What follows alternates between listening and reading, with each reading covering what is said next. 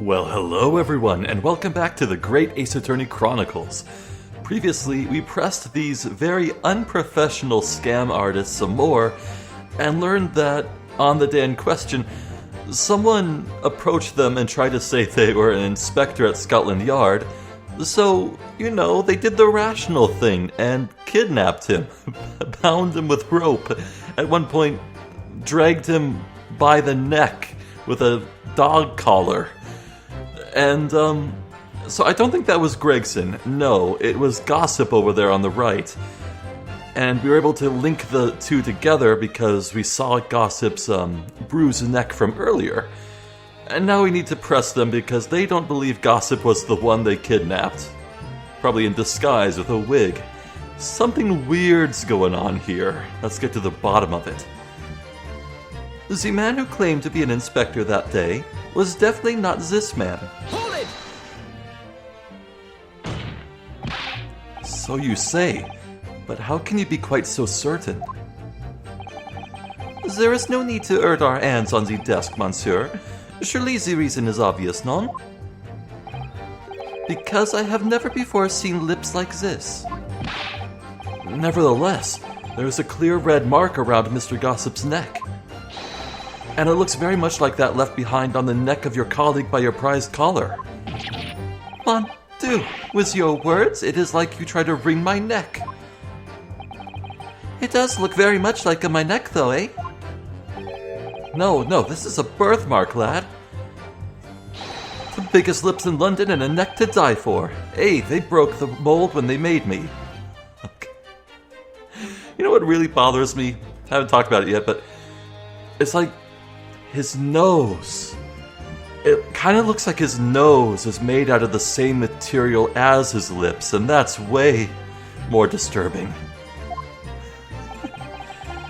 For the first time in my life, I feel lucky to have been born with red hair.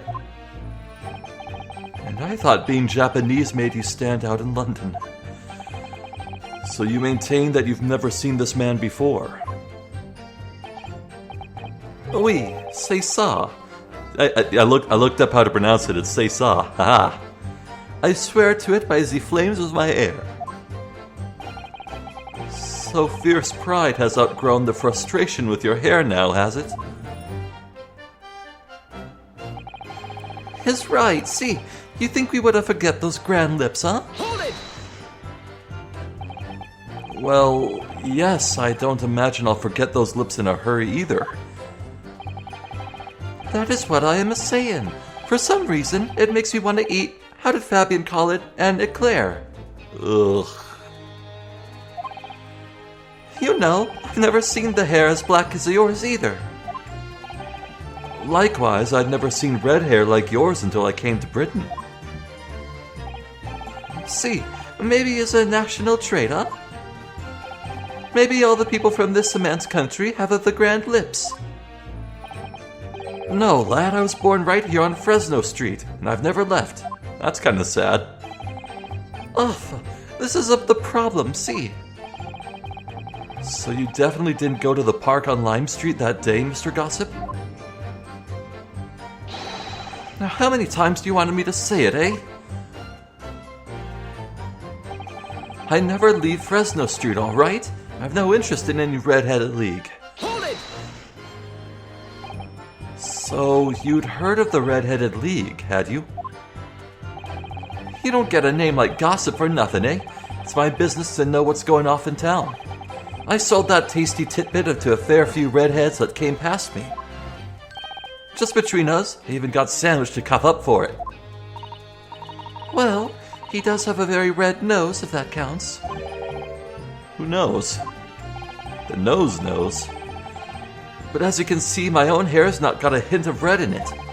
And in any case, Fresno Street's my patch. You won't catch me sidling off to some other part of town. No, sir, not likely. Really? You have something to say to that? What? Excuse me! Mr. de Rousseau. Ugh. Oui. Can I help you? Did Mr. Gossip's words just now lead you to remember something relevant, perhaps? It was the other day when I was looking for a place near the park, a small house or something. To be the headquarters of your red-headed league, yes. I visited an housing agent on Lime Street, and there I saw him.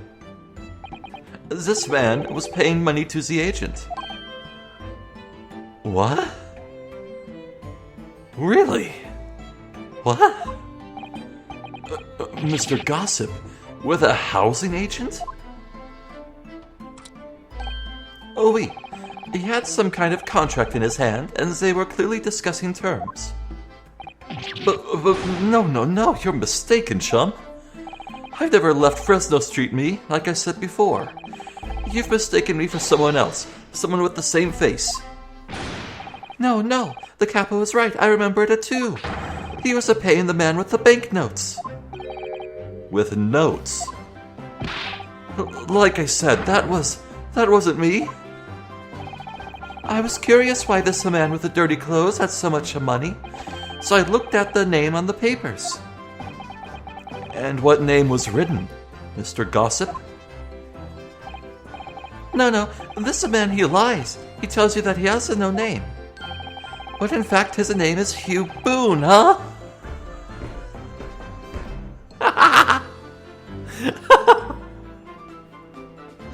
I did not see that coming. Wow! Oh. This guy's in a whole lot of trouble. Oh. It's better than Mr. Gossip, I think, see? No! I'm a peddler of tidbits of information, like I said, on Fresno Street, and that's that. I don't much like folk talking about my personal life. Indeed. And it is not the intention of the court to invade the privacy of witnesses. Very well, I shall respect your wishes, sir. The aforementioned name shall be redacted from all court records of this trial, assuming no objections. Objection! Yeah, thank you. I'm sorry, my lord, but the defense does object. Because the name just mentioned has a very deep significance to this case. Good gracious! Do you similarly object, Prosecutor Isugi? As it happens, my lord, that particular name has already been mentioned during today's proceedings.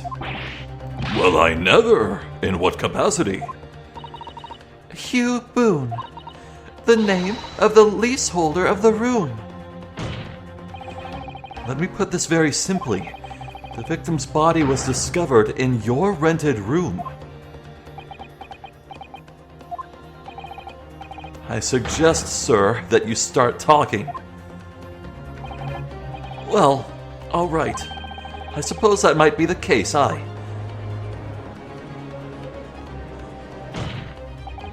So your real name is Hugh Boone. Well, just between us, I like to blow me own trumpet, but there's no finer peddler of tidbits in town. So I happen to be able to afford a grubby little room in a falling down backstreet townhouse. You do? And once every 6 months I go and pay the rent to the agent on Lime Street. Oh. I remember now. There were two vulgar redheads in there last time. Eh? If either of us is a vulgar, it's not a me. Think again, Peppino. Why didn't you bring this up before? It's like I told you already. I don't like talking about my personal life. I'm a tidbit peddler as far as everyone else is concerned, no fuss. You will update your testimony to include this most surprising revelation, Mr. Boone. If I must. So the leaseholder Scotland Yard had been looking for since the body was discovered has been here under our noses all along. Hi, I rent the room where that fellow was found, it's true. For what difference it makes. Hold it! So, you live in that room presumably, do you? No, I don't live there. What do you think? There's no bed, is there? Just a desk. Then, why would you want to rent it? Well, I don't think I should have to say, really. Then how about the notice board in there? Which was covered from top to bottom in confidential documents only the police should have had access to. No, that board's not mine. The inspector must have brought it along. It's only the other bits and bobs that belong to me, that desk and the chair and that. People don't generally carry enormous notice boards around with them. The real question is, why was Inspector Gregson killed there, in your room?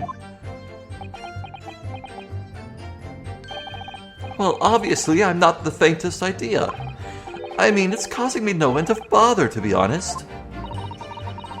That's a typo. It seems to me that Mr.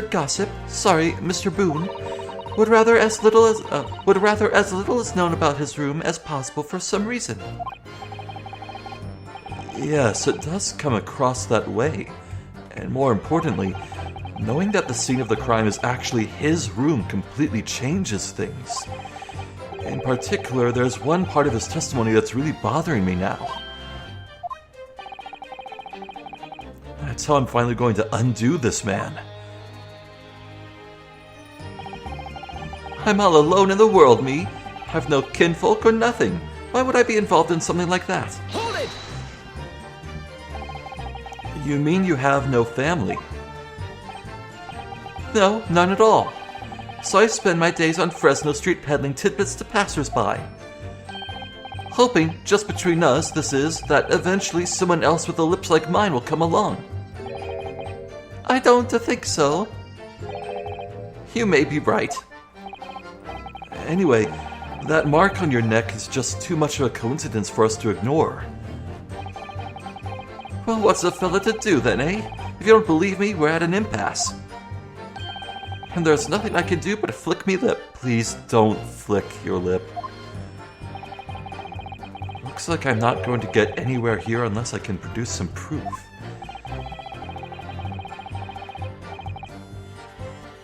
Wait. Okay, I was already gonna say, hey, if you don't have any family, what's the deal with you owning this photo of this lady in there? The notice board isn't yours, but everything else is yours, so this photo frame is yours? But then I realized, wait, what if they actually are related? Look at those hair curls! The way his hair is curly! My God! It's exactly the same!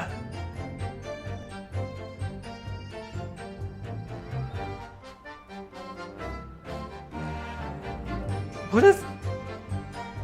Oh, wait. So, Boone, wait. Unknown age.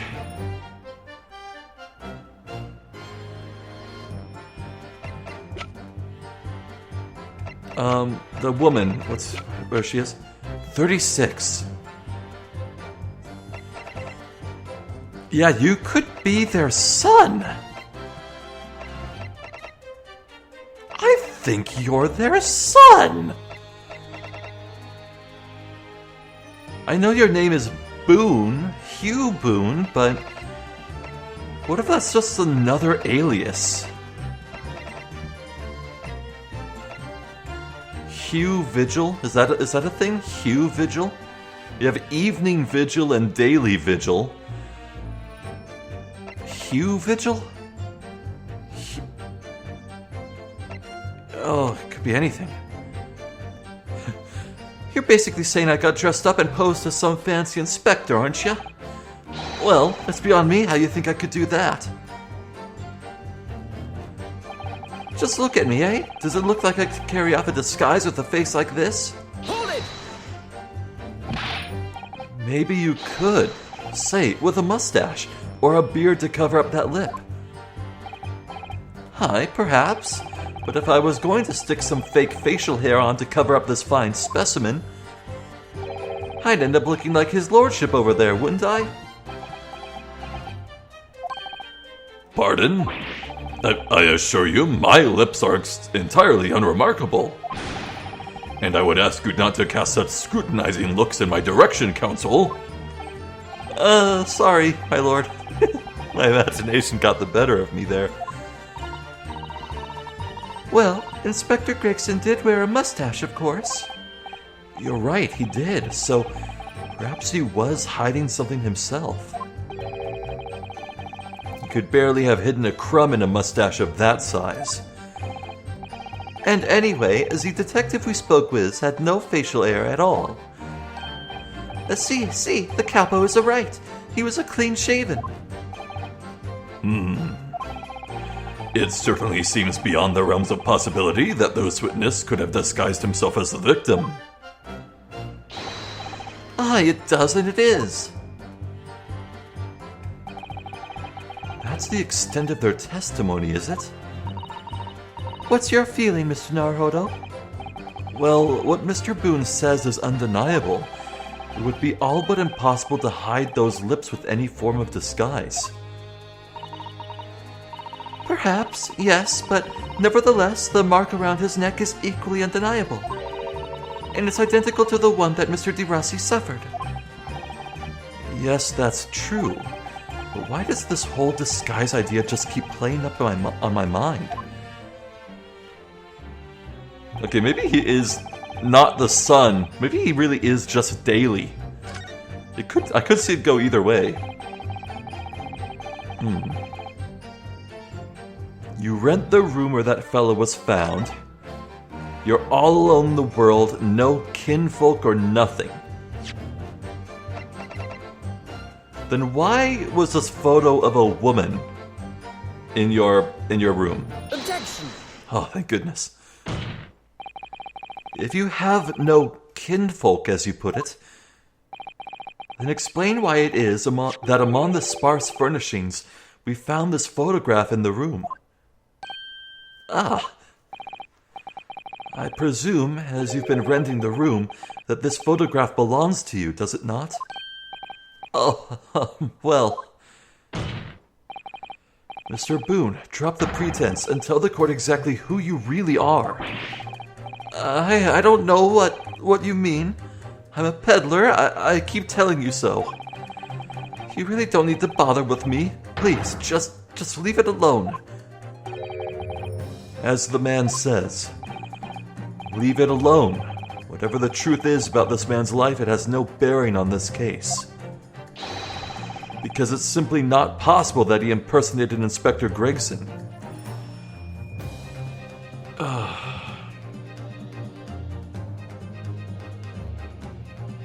I get it. He is Daily. That's why Evie was so fretful that her husband broke communications. Hugh was imprisoned by the redheads. Oh my god. What the hell? Objection! How can you be so sure? Just look at the man. No amount of disguise could ever hide those unmissable features. Objection! But what if we were to look at this the other way around? What do you mean? Yes, Counsel, what do you mean? Well, there's no denying that Mr. Boone's lip is very prominent indeed. But consider the possibility that his prominent lip is itself part of an elaborate disguise. Then hiding that prominent feature, in other words, revealing his true face, would make an utterly impenetrable disguise. Wouldn't you agree, Mr. Hugh Boone?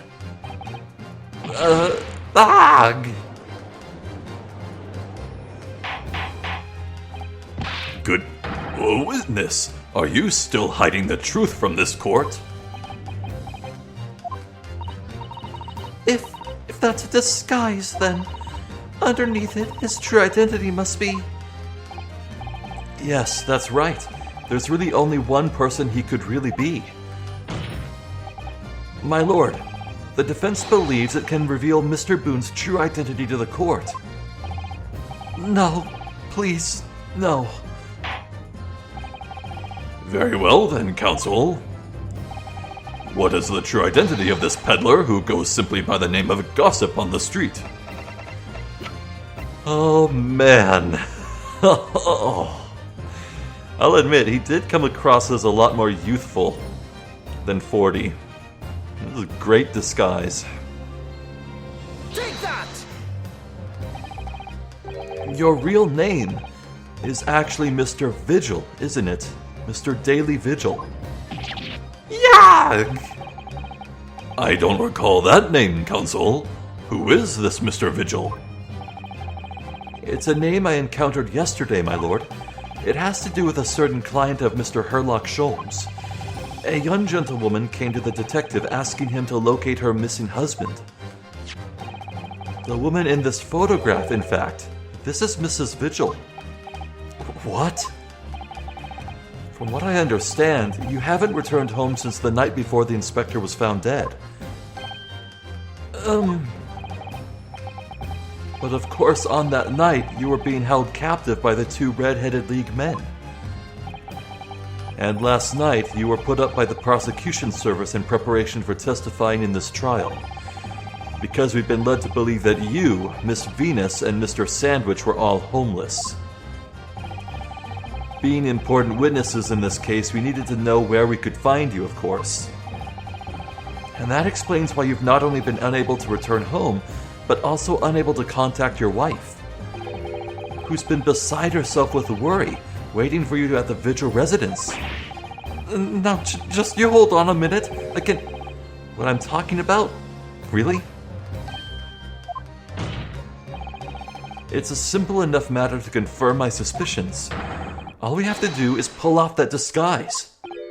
No, please. Bailiff, bring soap, a sponge, and a washbowl at once. Mr. de Rousseau and Mr. de Rossi, you will restrain the witness. Oui, my lord. See, my lord. Wag! No, stop. Get off. Don't. Oh, this is gonna be interesting. Oh, thank God. Good riddance.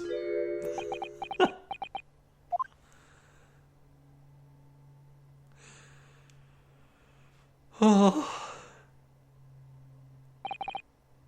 Well, we are now seeing your true features, I presume. Oh, so nice of him to change into a nice suit. Wow.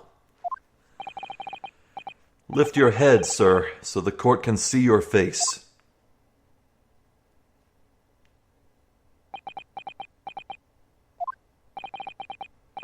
It would appear that the defense counsel's assertion was entirely correct. This has all been a very elaborate deception. So, witnesses, told the court, have you seen this man before? I don't believe it, but... See, there is a no question. This is the inspector we saw in the park. Extraordinary. On the day of the Red-Headed League enrollment, the man claiming to be Inspector Gregson who appeared before Mr. de Rousseau and Mr. de Rossi in the park was you, disguised as the inspector, or rather, was you posing as the inspector in no disguise at all.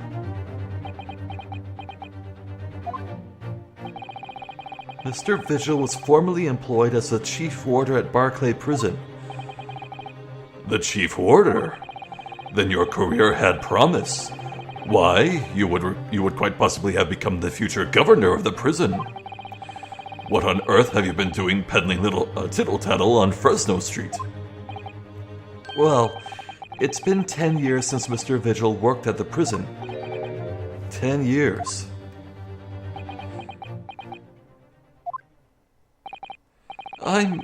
I'm really dreadfully sorry about all of this. Yes, it's true, I am daily vigil. And you were the chief warder at Barclay Prison 10 years ago.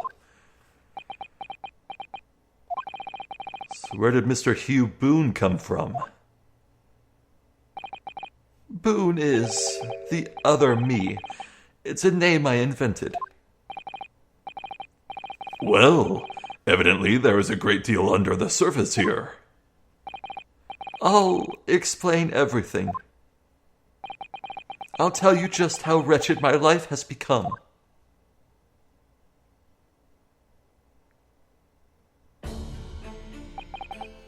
As you say, it was 10 years ago now that my employment as Barclay's chief warder came to an end.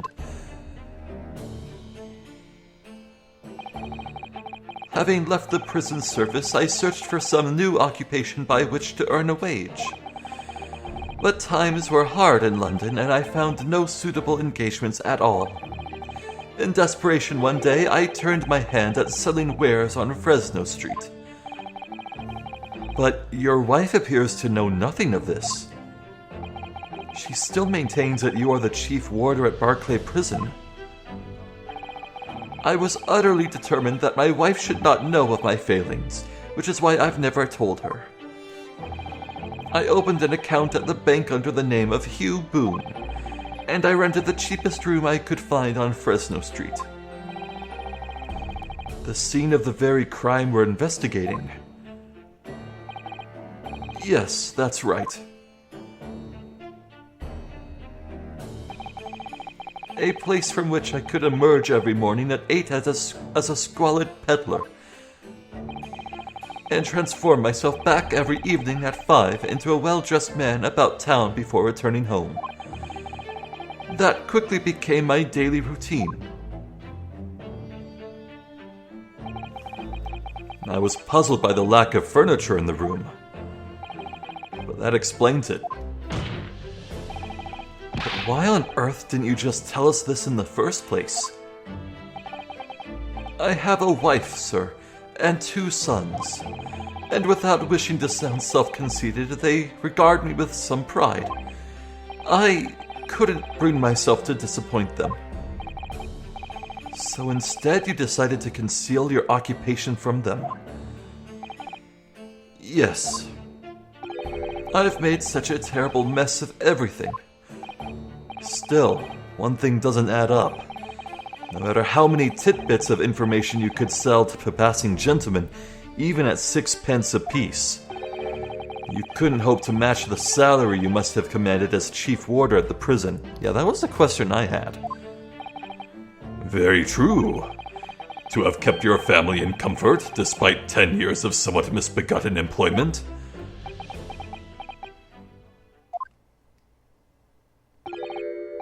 That was all thanks to Inspector Gregson. Whoa, what? Inspector Gregson? What on earth? It was some years after I'd invented Boone and begun my other life as a street seller. The inspector, that is, recognized me one day. Do you mean to say the victim was an acquaintance of yours?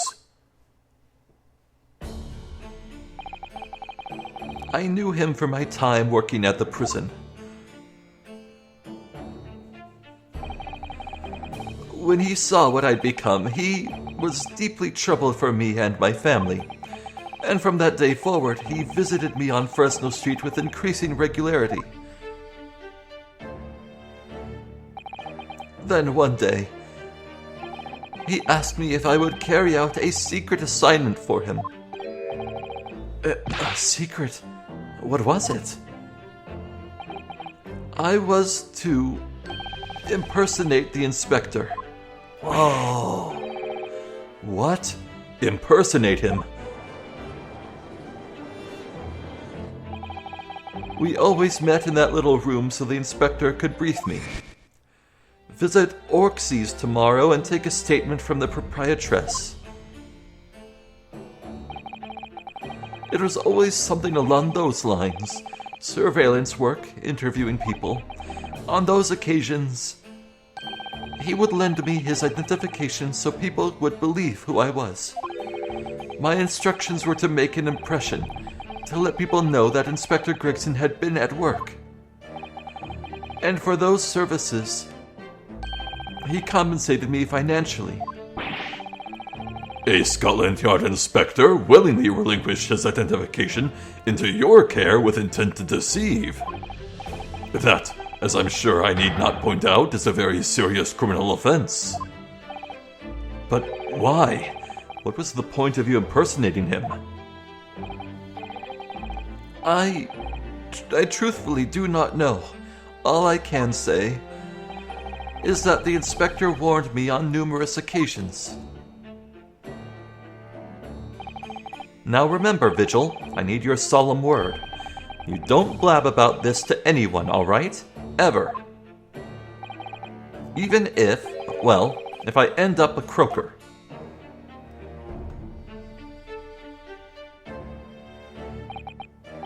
In time, he started to bring papers with him to the room as well. It became something of a second office for him. So, in fact, the person who declared himself to be Inspector Gregson at the park on Lime Street was really... Yes, it was me, acting on the inspector's orders. As usual, I removed my boon disguise, and then went as instructed to the park, armed with the inspector's identification book. It never occurred to me that the bruise on my neck might give me away. Yeah, I was about to say, why wouldn't you try and hide it, but... it's just a careless slip. Wow.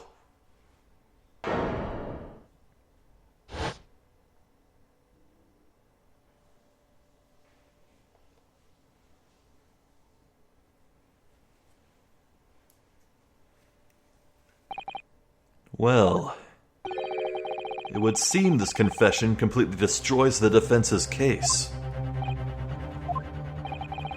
Explain yourself, Prosecutor Asogi. My learned friend's assertion was as follows. The victim was killed at another location on the day before his corpse was discovered, at the hands of these two red-headed League men when they imprisoned the inspector. But no, that can't be. After all, it wasn't the inspector who went... God, that slap sounds so funny. It wasn't the inspector who went to the park that day, it was me.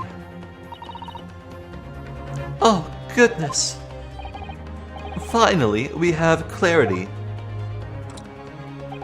We had nothing to do with the murder of the inspector. And mercy, Monsieur de Defense, for proving it. Ugh.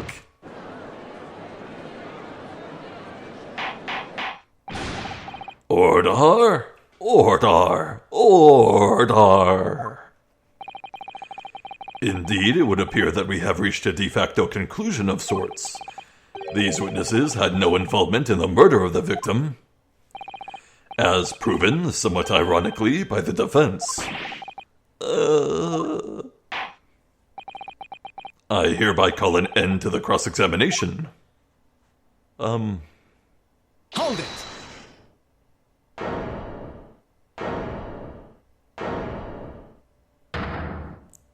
What a bro.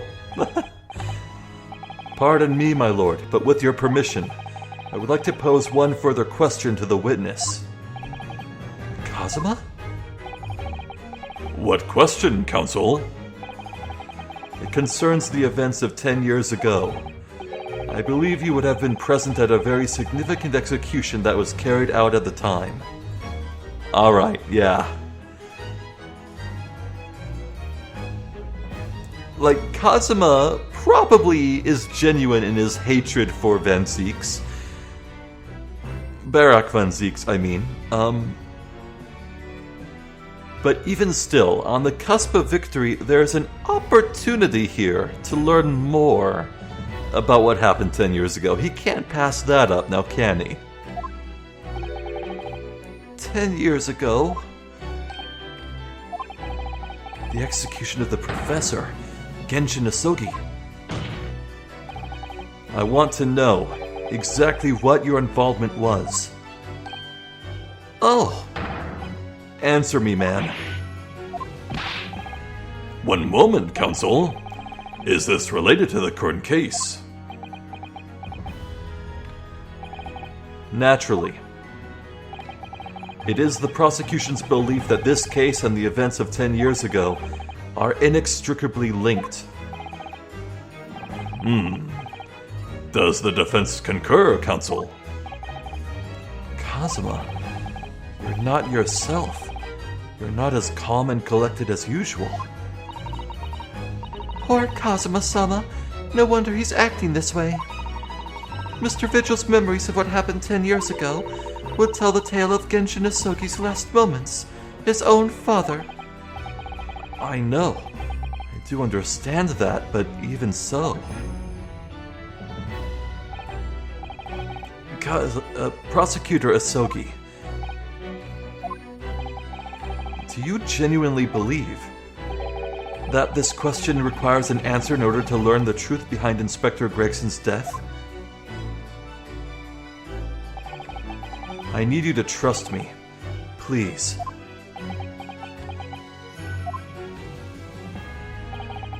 Very well, then the defense has no objection. I see. In that case, you will answer the question, witness.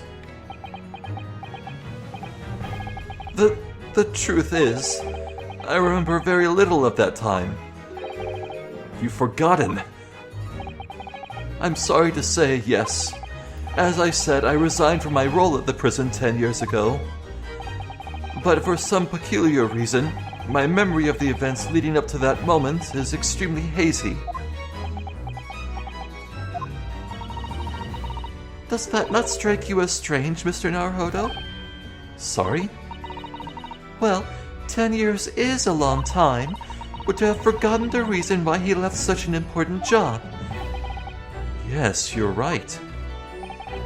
And not only that, Mr. Vigil's claim contradicts what we already know. The human spirit is a fragile thing. It's broken all too easily. Which is why we have a tendency to wrap it up for protection. Sorry? The human spirit? I'm afraid I don't understand what you mean.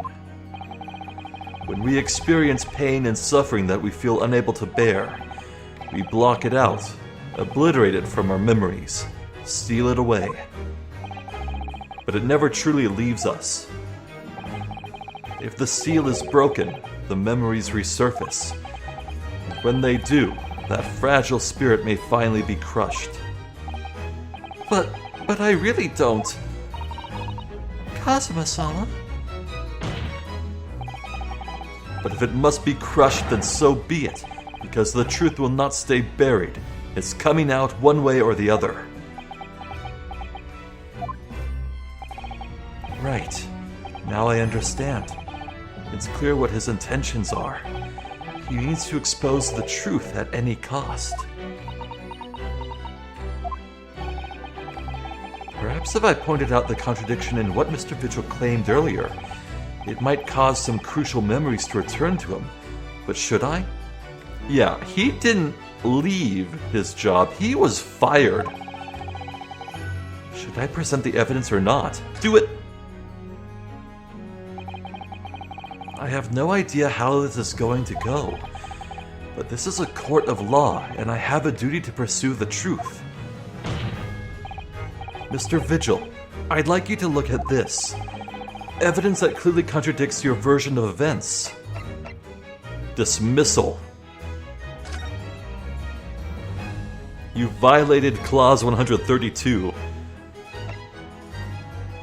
Because you aided and abetted the escape from the prison of a convict. Take that!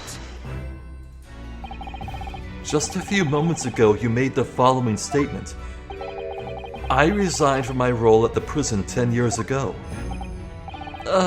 Well, yes. In other words, you claim to have left the post of chief warder of your own volition. Well, Yes, of course. Why? Tell me. Do you remember seeing this document before? No, I don't. This is a dismissal notice ordering the immediate termination of a prison staff member's employment. A dismissal notice. And the name on the notice is yours, Mr. Vigil. What? It's mine? So you didn't resign from the prison service at all. For some reason, you were dismissed as chief warder from Barclay. No, there's been some mistake. I'm sure I tendered my resignation. This dismissal notice is nonsense.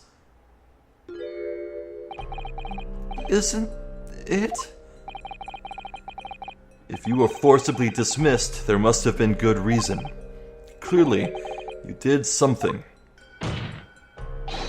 Mr. Vigil, it's time to break the seal and have you remember. Yet another new track? Nice. According to the few remaining records, the final execution that you supervised was on the 17th of June 10 years ago. And on that day, something very serious took place at Barclay Prison. The 17th of June? Was that the professor's execution? Professor. As you were the chief warder at the time, it stands to reason that you would have been present throughout the proceedings. It does sound familiar. And yet, that execution never took place. The convict, ostensibly executed earlier that day, later re-emerged from his grave. The convict came back to life. In the cemetery in the middle of the night, there was a witness. However, the witness claims that a moment after he saw the convict clambering out of his grave, a gunshot rang out from over his shoulder, and the bullet pierced the professor's chest, killing him instantly.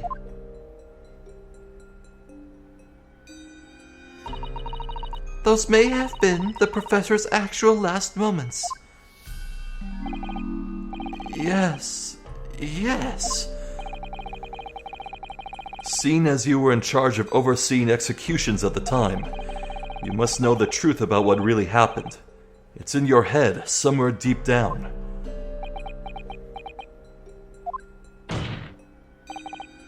Well, Chief Warder Daily Vigil, I know there are memories in your head that can explain what happened on the 17th of June 10 years ago. And now it's time for you to drag them up.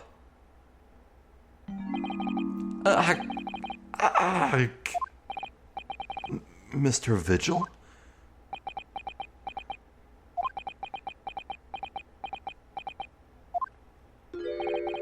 Yes, the whole prison.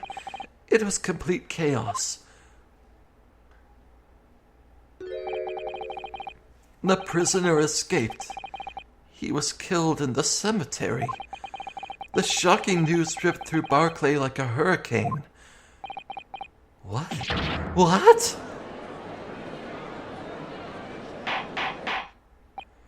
Ordar?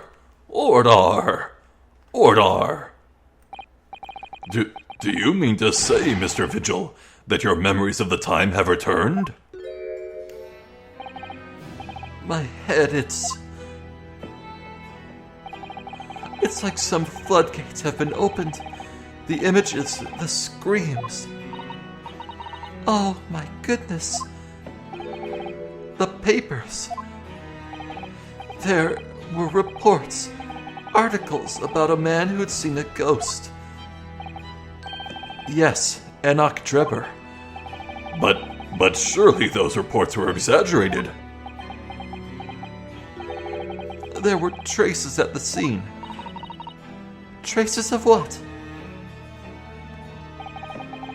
In Lowgate Cemetery, at plot number 139. Blood. Lots of blood. That's where the man was buried, of course. Obviously, something terrible had happened there. The depths of conspiracy and depravity from which this tale is emerging are quite staggering. I've reviewed the police records from that time extensively.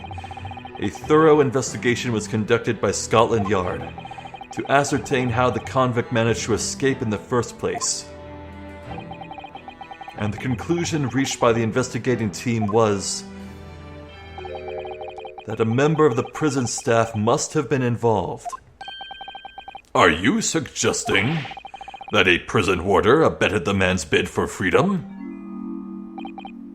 Yes, and I was suspected of doing it. Of using that mass murderous execution as a way to help him escape. You did what?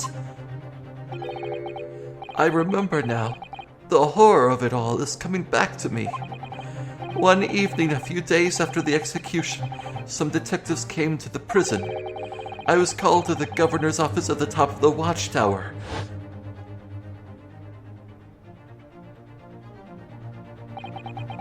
I'm sorry, Daly. This is a serious business, but I cannot help you new.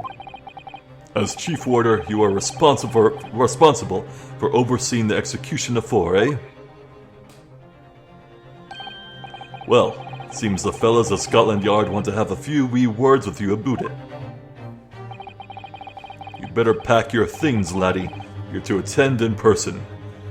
So, wasn't the person the Scotland Yarder who cracked the case here? Wasn't that Gregson? No! Wait, it was Gregson who caught the professor in the first place, but as for solving the attempted escape?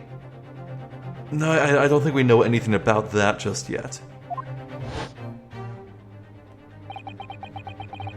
As soon as he told me that, my mind just went completely blank. And the next thing I knew, The professor, the most hated killer in our country's history. And I let him escape. I'm finished. My life. Uh-oh, wait. Is over? No, wait. Oh. Oh, no. Oh. Ah! Oh, that's grim. That's really grim. Order! Order! Bailiff, fetch a doctor at once.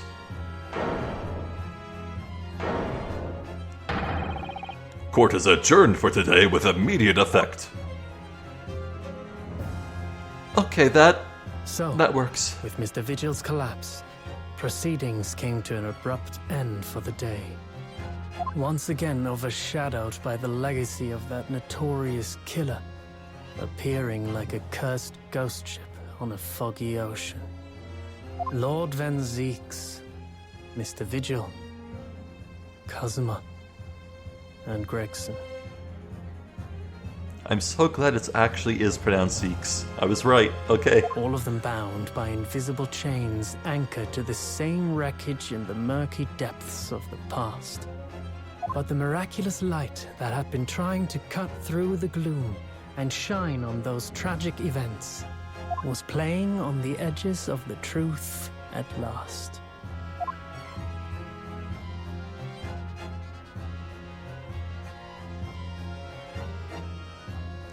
To be continued.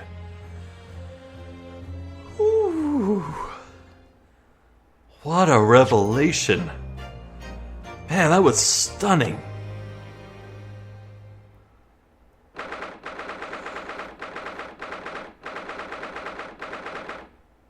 What an incredibly densely packed case here. God, I thought the whole previous case with Enoch Drebber and Courtney Seath and, yeah, it's pronounced Seath, not Scythe, I'm pretty sure. And all that, just I thought that alone in itself was immaculate, but as it happens, the tale of the professor is far, far from over. Wow, they knocked it out of the park with this game. Oh, wow. Man. I still can't quite believe what had just happened. Me either. I know. I inquired with the bailiff after the court session was adjourned, and it seems Mr. Vigil was taken to hospital to recover. Right.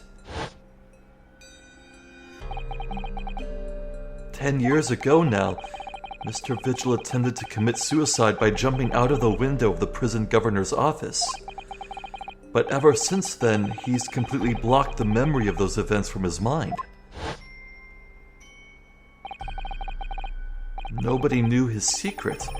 Not his family, not even the man himself, but I forced it out into the open. Was it wrong of me to do that? Did I overstep the mark, I wonder? Runo!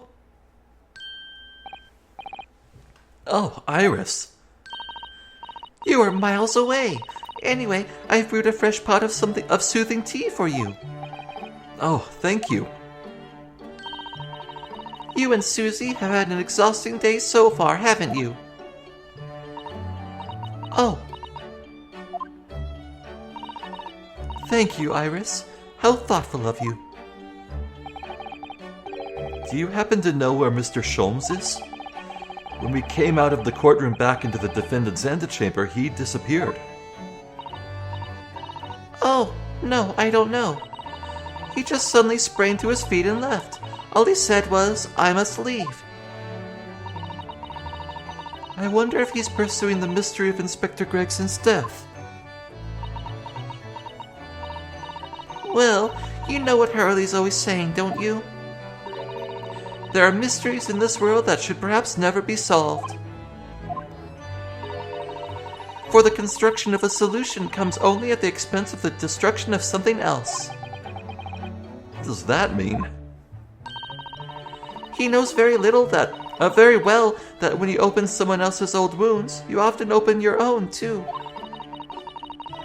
But he just can't take his own advice and leave all alone. Solving mysteries is too important to him. That's so true. But that's what I like about Hurley, after all. I suppose that's the lot of a great detective in some ways. So then, let's have tea, and then I'll give you a hand. Oh, do you have time, Iris? Yes, I finished this month's manuscript at last, with barely a day to spare before the deadline. Oh, I'm so looking forward to it. A brand new story to read in the adventures of Sherlock Sholmes. You know, I always hide Hurley's violin in the days before I have a deadline. You do? Poor Mr. Sholmes. I'm sure that's very wise, Iris. How sensible of you. Now then, my dear fellows, let's make a plan of action before we continue our investigation. Well, cheers to that, Iris. Whew. Oh boy.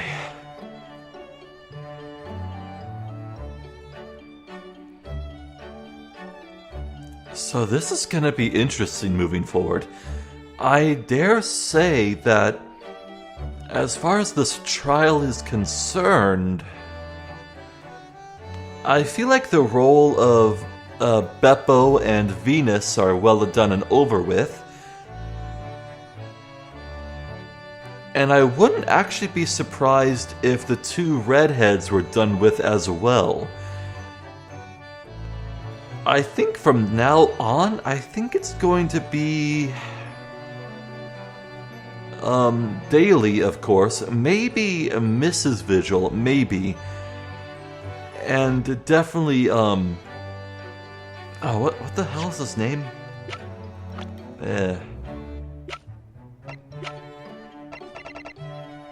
Caden. Yeah, it's gonna be Caden.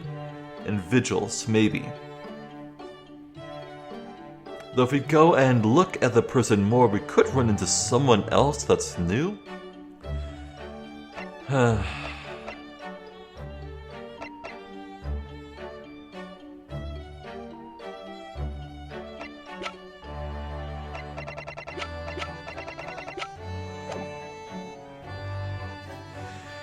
Man, that friggin' parrot.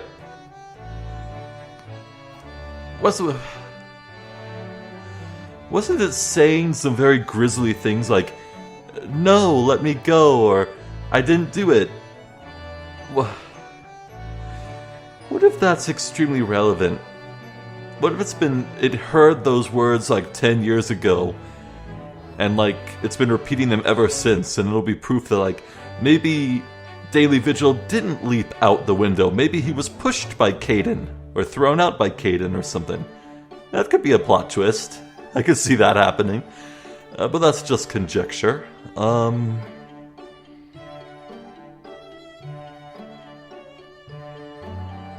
Man. And you know, for as long as this has to do with Genjin Nasogi, could always call in Yujin Mikotoba or Judge Chigoku. You never know. You never know. You could call them as witnesses to 10 years ago.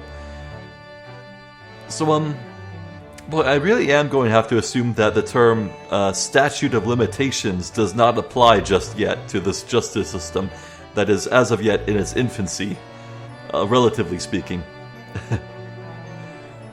Lord knows I had enough of that mechanic a few games ago.